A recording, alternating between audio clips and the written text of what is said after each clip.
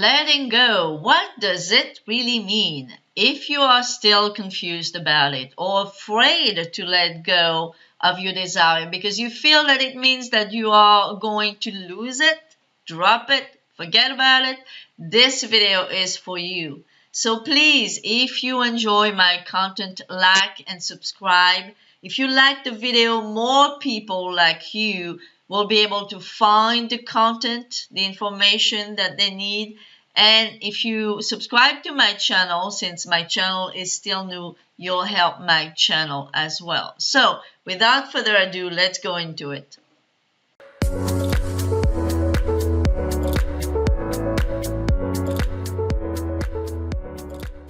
Hello manifestors, I am a manifestation coach. I help people transform their lives and manifest their dreams. So if you want personal coaching or join my educational Facebook manifestation group, please check the links down below this video. So without further ado, how do we let go and what does it really mean? Very recently, someone in my Facebook group told me about her awakening about letting go and how good it felt. And she told me how she wished she had understood what letting go meant before. This is what she said. Until today, no one ever in any video explained exactly what letting go is. If I knew, I would have done it months ago because that would have been my natural first choice, not to care and forget about it. And indeed, she's right. After she said that, I went on YouTube and put the term letting go, what does it mean to let go, how to let go, and I found very little information, and this is why I'm making this video today. So with Jenna's permission to use her first name and her personal experience, I'm going to explain to you how letting go was so freeing to her and how it will be to you once you really understand what letting go is, which I'm going to explain in this video. I feel that the two main reasons why people have such a hard time to let go, it's because number one, they don't understand what it means, period. And number two, they believe that letting go means letting go of their desire. If this is what you think, it means that you have a huge misconception about letting go. Letting go doesn't mean that you let go of your desire. It means that you let go of the neediness. You let go of the absence of what you desire. Because you need to understand this. If you do not let go of the need of what you want, you are never going to manifest what you want. You're not letting go of your desire. You are letting go of the need of it. Now, I'm going to assume that you know the principal requirement of manifesting. Once you've done your imaginary work, you are supposed to live in the end, as Neville Goddard called it. Meaning that you are supposed to live in the state of already having what you want. That's what living in the end means. So whatever it is, money or job, specific person, you are supposed to first do your imaginary work before going to sleep. It could be before you go to sleep at night. It could even be before a nap. It doesn't matter. You could do it only once, or you could do it for a week or 2 or 3. But I would suggest that after a while, you stop doing this. You've done your imaginary work. If you feel that you've done it correctly, you should stop at some point.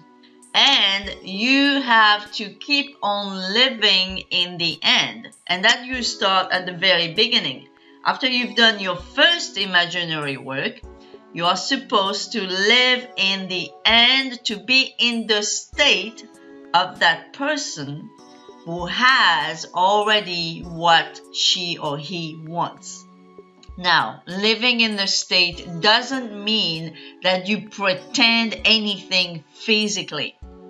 For example, If it's a specific person that you want to manifest, you're not pretending that they are here in front of you all day long. That would drive you crazy. And that's pretty much impossible. Being in the state means that you get the feeling. That's all it means. What does it feel to have your person into your life? How do you feel about it? How would you feel about it? How would you feel if you had that dream job? How would you feel if you were rich now? That's all it means to be in the state. It means to get the feeling of what you want. So it is not that hard. Just imagine how you would feel if you had this very moment what you want. How would you feel? In what mood would you be? How would you stand? How would you walk if you had what you want? Being in the state means just that. So before we talk about letting go, we certainly need to understand what being in the state really means, because before you let go properly, you need to be in the state. So, now that you've done your imaginary work and you are living in the end, meaning you are living in the state, which means that you are living in that feeling of having your desire, you need to let go. You're not letting go of your desire, okay? The universe, that force above and beyond your human you, knows what you want. Because once you have a desire, you know that it is done. You have a desire, it is done. You need to remember that. So there is no doubt about that. It is done and it is yours. What you are letting go of is your clinginess and your neediness and your doubts and your where is it already. That's what you are letting go of. So you need to detach from the outcome at this point.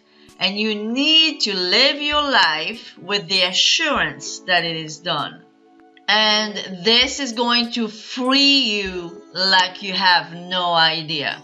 Look what Jana said here in my Facebook group, and I'm using her first name, by the way, because she allowed me to do so.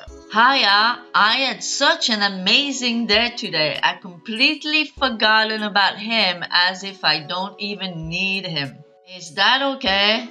It's nice not to have to think about him and be free. I hope it won't screw up my manifestation. So of course I told her, of course not, it's not going to screw up your manifestation. You are doing perfectly okay. And then she kept on saying, I love you. I still love him loads, but I just want peace and I love my life. Morning. Now I have an attitude, I don't care if he shows up. I'm too good for someone not to notice it. Not waiting around anymore. Is that okay? Thanks. So this is what I answered. It's golden. It seems that you finally let go of the need, which is great.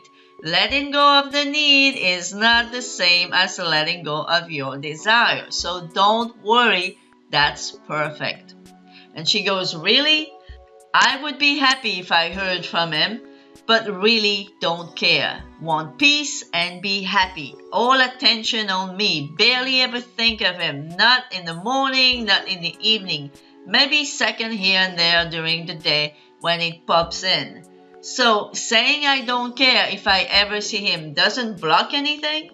So obviously I told her that everything was just fine. I told her congratulations, you got it. You understood that you have to live the way you live right now.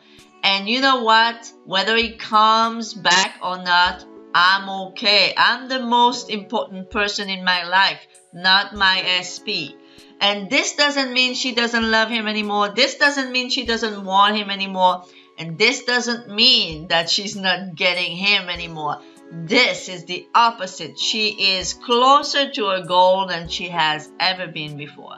And then we kind of continue that chat into the group because I wanted everyone in the group to learn from her experience. So she says, thank you. It really does feel liberating, free and peaceful, just a huge relief. I am grateful I have you to explain it to me, as of course it is worrying as I don't want to make any mistakes. And to conclude on our exchange here, I want you to read this comment of hers. Very, very important for so many people out there, especially women looking to attract, to manifest their SP.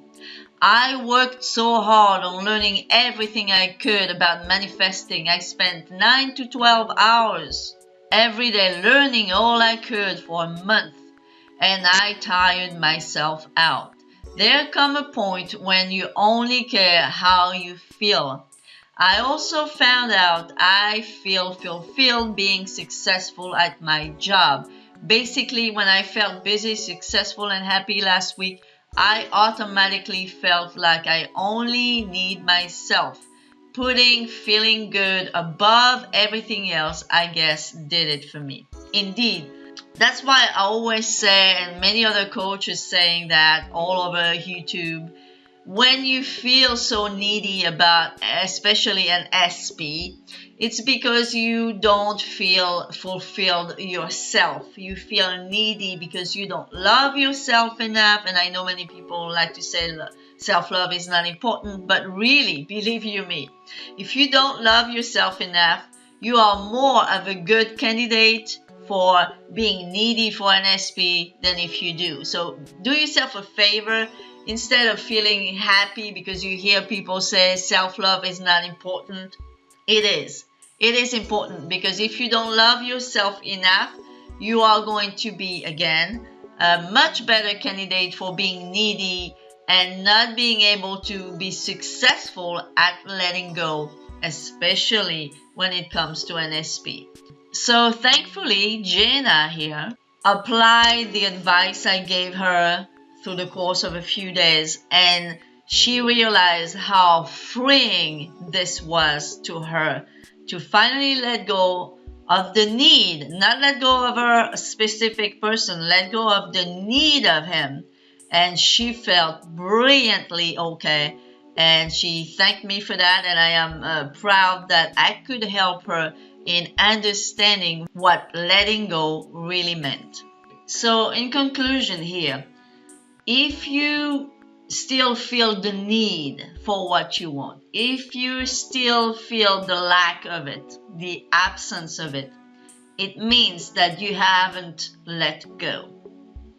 And the minute you let go, not only you are going to start feeling much better, as you have seen in that real experience here, that real person experience, but you are going to turn that manifestation machine on.